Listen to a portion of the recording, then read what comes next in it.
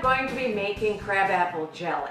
I'll be making it from juice that my mother extracted from a whole batch of crab apples that I picked a couple of weeks ago. But before I get to the point of making the jelly, I want to show you something really interesting that I got out of this old cookbook. I was wondering about the juice that we had as far as how much natural pectin was in it, because juices vary and the amount of natural pectin in them varies. Now, crab apples and apples often have sufficient naturally occurring pectin. So this one was kind of an easy test, but other fruits and other fruit juices don't necessarily have. Now I have this old cookbook, copyright, it was 1964 to 1969, when the Culinary Arts Institute Encyclopedia Cookbook was published. I love this book. I'll never be without it. I like it almost as well, maybe better than my Joy of Cooking. So anyway, this shouldn't turn into a commercial for my favorite cookbooks. In here was a note about testing your juice for the amount of pectin before you make your jelly. What you need to do is take a tablespoon of the prospective juice that you're going to use and add 3/4 of a teaspoon of Epsom salts. Yeah, Epsom salts. I've never heard of anything like this, and I have never seen it on a cooking program. Then you add a 1/2 teaspoon of sugar. Stir that mixture until the sugar dissolves completely. Then you let it sit for only about 5 minutes and test it. Now, this is ready to test. I'm going to use my favorite measuring spoons here. My mother bought me these gorgeous measuring spoons. They're all in the shape of little pumpkins, and they work wonderfully, but I'm going to use it to test this. And I hope you can see. In fact, I think we'll go closer. I'm going to bring the camera closer so you can see when we test this for whether it's ready enough to make jelly without buying some pectin. Hold on one moment. Okay, let's take a closer look at this. And you can see that it has set up. It won't even come off of the bottom. This is going to be fine for making jelly. Look at how that works. So I can be confident that this is ready and has enough of its own naturally occurring pectin to make jelly by using 1 cup of sugar to 1 cup of juice. We are ready to go. I've got 2 quarts, that's 8 cups of the juice, the crabapple juice, in the pot. It's getting hot. I'm adding 8 cups of sugar, which is going to have to be completely dissolved in here.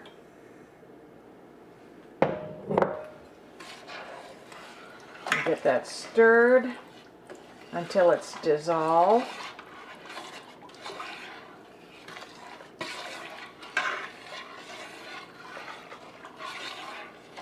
It's going to take a few minutes.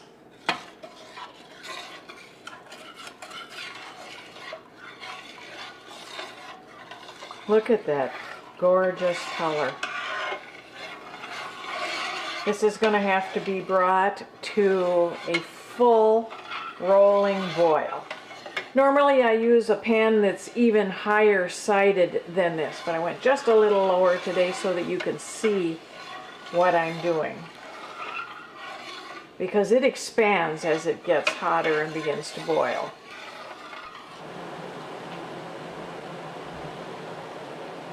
Here it starts. This whole process can take 5 or 10 minutes, but you want to get this to a full, rapidly rolling boil while stirring almost constantly. That's pretty good, but I want it to boil even harder. You don't want to boil too long because it might affect the quality of the pectin and the flavor of the juice. So once it gets to this level, we'll be boiling it for about a full minute or so.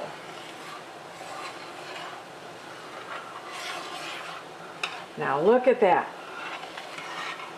This is what I mean by a full rolling boil.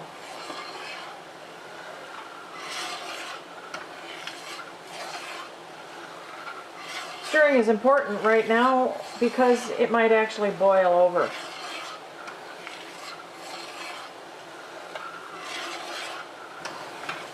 Skimming off a little bit of this foam. The more of that we skim off before we put the jelly into the jars, the better and clearer the jelly will be.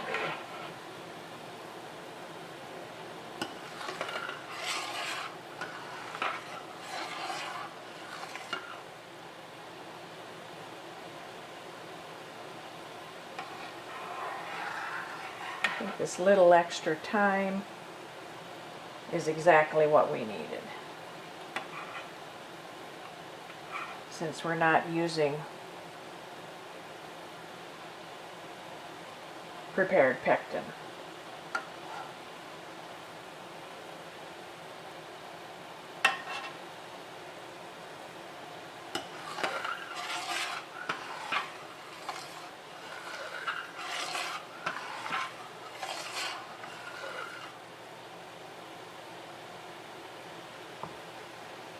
That is beautiful.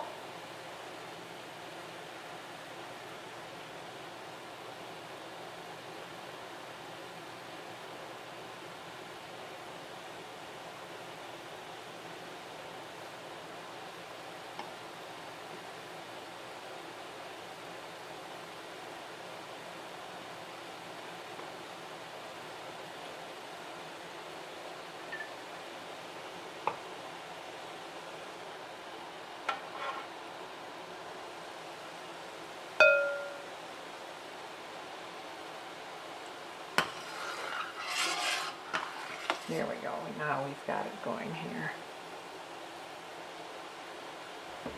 That will work.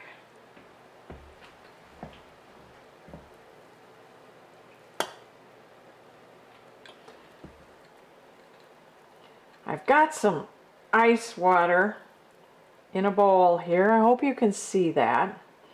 And I'm just testing the jelly. I can see it's beginning to thicken. This is going to be nice. Still warm in there. It's not cold yet, but as I see it starting to thicken, I'm confident that we're going to have good jelly out of this. All right, now let's finish off the jelly so that we can process it and keep it indefinitely. I've got my finished jelly here. It's still very hot. I love this pan because the handles don't transfer heat and I can handle it. I'm going to show you just with a few of these. I've skimmed off the foam.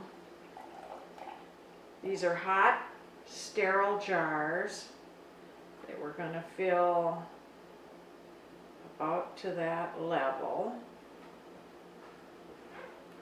Let's get one or two of the smaller jars to fill here. Maybe one of these little guys, just to show you. This size here in between is the size I like the best for gift giving. And the open mouth pint jars also. I will continue on with this. Okay, let's see what I've got here. All right, the lids that you use have to be new, sterilized, so that we'll get a perfect seal when we use them. And they go onto your jars using the ring. And I would continue on finishing off all of these, and I'll do that off camera, and we'll be back to process the jelly.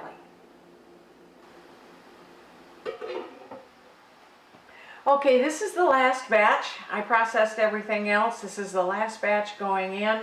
I've got the jars ready to go. I'm going to lower them into the boiling water. They're only going to need 5, maybe 10 minutes of processing in order to get a good seal. So we'll let that go for a minute. While we're waiting for the jelly to process, I want to show you something. This is a good example. This is the empty pan, and I want to show you how what's left in the pan. Can you see that? It's thick, it's gelled up. This is going to be wonderful. It just shows that the pectin is working. Okay, let's get these jars out of here. They've had time to process. This is going to be really hot, so.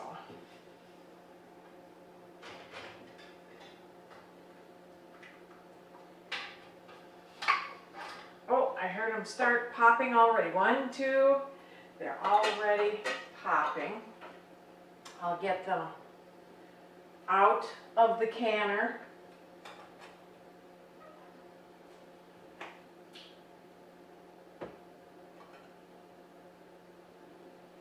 This little one was kind of precarious in there. As I said, these are the last few from my batch. It's best when you have a full batch and all the stations can be full of jars. Otherwise, the balance can be a little tricky just as far as how they sit. In the, like right there, that one. In the processor.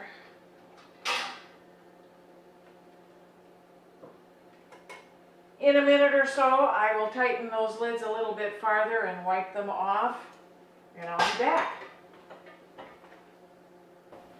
Okay, I'm going to tighten these a little bit more, wipe them down. My water here has iron and some minerals in it, so I get a sediment on these jars that, just for aesthetics, I like to make sure that all of that has been wiped off.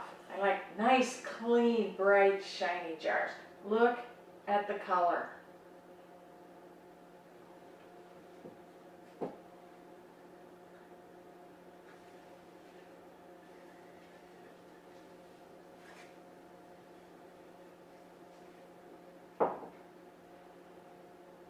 And of course these little guys, I can see some minerals coming off that.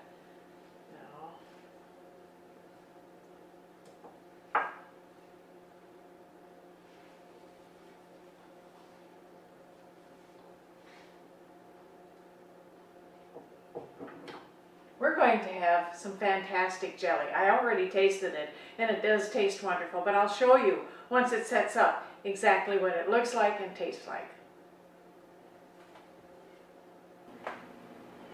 Okay, this is the moment of truth. It's only been an hour, hour and a half or so since I put the jellies in the refrigerator to chill. Let's see if that's been long enough. I think so.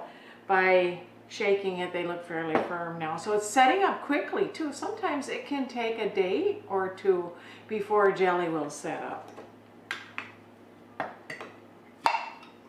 Nice pop to that, so they sealed beautifully.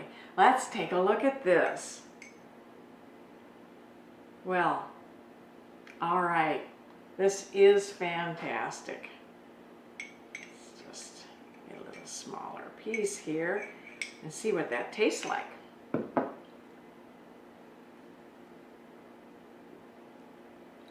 It's so full of apple taste, wild apple taste. This is wonderful. I added nothing. This was all just simply crabapple juice, excuse me, and sugar, and no commercial pectin.